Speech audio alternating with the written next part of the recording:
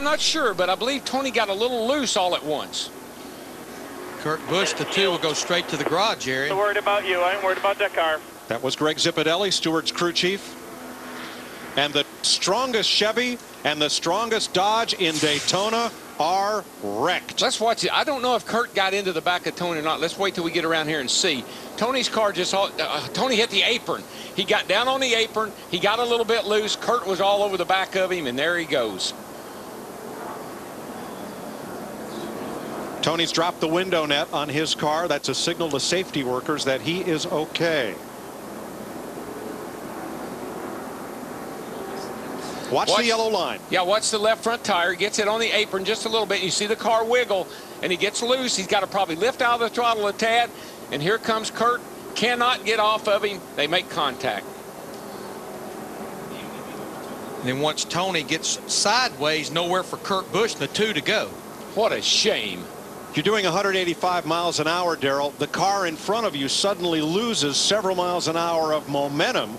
Was there anything Kurt Busch could do to avoid Stewart? No, you could see he was trying to get down. He was trying to get underneath Tony to get away from him. It wasn't possible. He did everything he could do. And remember, they had fresh tires. This is a racetrack where you run wide open on the mat. Just listen. Just that little, you hear the throttle, and that's all it takes.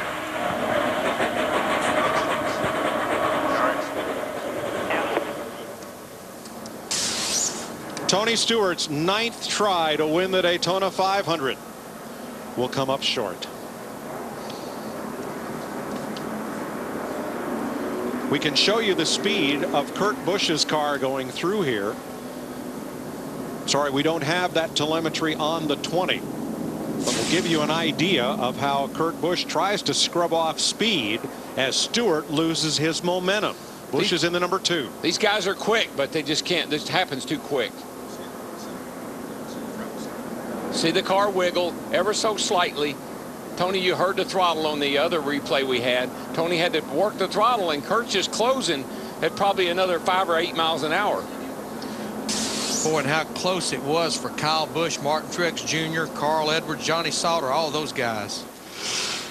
Kurt Busch may have been on his way to winning the Daytona 500, and now his Penske team will have to try to rebuild that car and get him out to cycle around the track to pile up as many Nextel Cup points as he can. Kurt had a car here last year that could have won the race, and had a very similar situation, taken out in a wreck. He's finished second here twice in the 500, never won it. And with all the other 41 cars still running, this could be a huge hit in the points right off the bat for both former champions, Tony Stewart and Kurt Busch. And the timing of this caution, we've been talking, Jeff Hammond, myself, this entire race, these teams can run about 45